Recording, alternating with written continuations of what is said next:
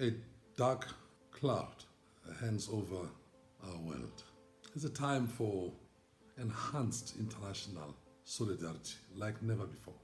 This thing, this virus, Corona, Covid-19, has descended upon us in this world like nothing has done before. We don't know where this thing will end. What we know is that at this moment, the world, or the largest part of it, is under shutdown. My name is Tokyo Sexwale from Soweto, Johannesburg, South Africa. I was a prisoner on Robben Island, number 41/78. Spent 15 years. That equates to about 5,000 plus days. But that's nothing. I was serving time, but under a top leader that you all know about. Prisoner 466/64, none other than Nelson Mandela. He spent 27 years. Now, we have been requested to spend our time, 10, 15, 20, 30 days in isolation. The current conditions of isolation, of seclusion, of confinement, or being quarantined because of Corona are not dissimilar from being in jail, confined, limited space. Our jail experience, we had a number of lessons to learn. Rule number 1 is to keep body and soul together. Understanding that those you are confined with are there with you for common, for joint survival. It's not a competitive situation. So when you're in your private homes, don't see yourself competing with others. Find ways of coming to terms with that situation to assist one another. So as you survive, you lift others.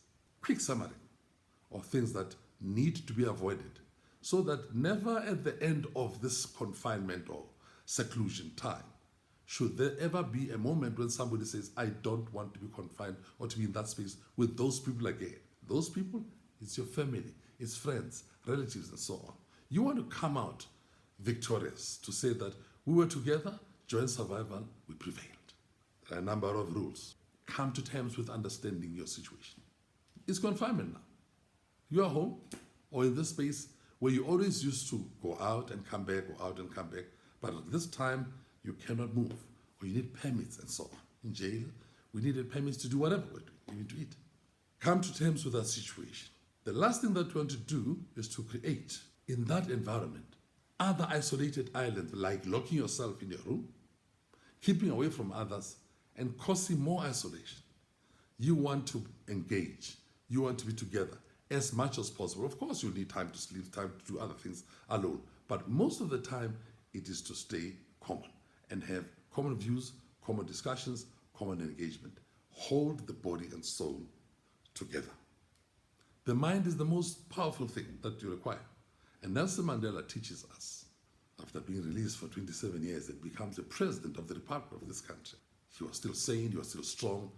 Accept that you are confined. Take a deep breath and slow down, studying the circumstances together and controlling the situation and managing that situation yourself, together with others. Rule number 2, come to terms with your fellow jailed, in this case, your family, those you are confined, secluded, or quarantined with. Understand them. Who are these people? It could be your children, your wife, it could be a husband, a brother, a sister, entire family, with 2 people. Come to terms with understanding who they are, their strengths, their shortcomings, their anxieties, their fears. And remember, it's not about competing so that you can show which one is stronger, I can do this or that. It's not about that. It's about lifting as you survive. Come to terms with understanding all these anxieties that they have. Number 3, coming to terms with yourself. You must know that you're going to engage with others. Stop being aggressive. Stop being without compassion. Stop competing with others. Don't show how intelligent you are because you're an accountant, you're a lawyer, you're a doctor, you're this or that. Now you want to practice these things at home.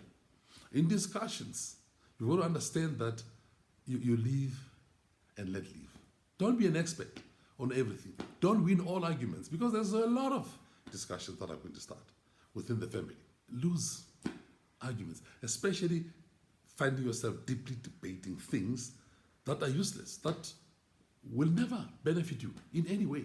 Even if you win the debate, people will walk away into their bedrooms, don't want to see you again. And they can't wait to get out of this hellhole in which they're trapped with you. Exercise. There's no treadmill, perhaps, run on the same space. That's how it started all the time. The human muscles must always be kept alive. They need that oxygen. The blood needs to run every day.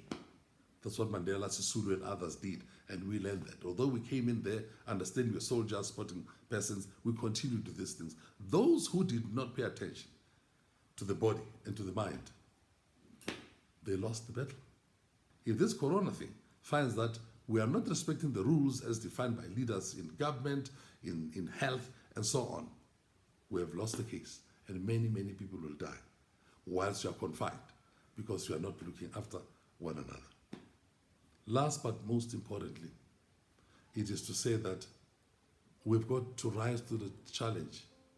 We are not alone in those families. We keep in touch. This is not real prison. Telephones, we never had in prison. Social media, television, and so on. Be careful not to be lost inside social media, television, and other things where the dissemination of news about negatives, how bad the situation is. Avoid those type of things. And do not disseminate yourself lies, disinformation, or fake news. Quite clearly, check your stories before you disseminate. Because at the end of the day, you find that you are a monster created out of whatever is coming at you from social media, from videos, from television. Another thing, learn something new. Music, a language, learn something about technology, learn the arts of drawing. Each one inside that family teach one. Make the thing exciting. Learn how to cook. I'm playing more piano these days and I'm composing a few songs. I'm happy with what is coming. Not so great. I'm referring them to Abdullah Ibrahim, who's in Germany, so that he can give me some of the thoughts. That's what you have to do to keep mind and body together. Remember, it's about joint survival.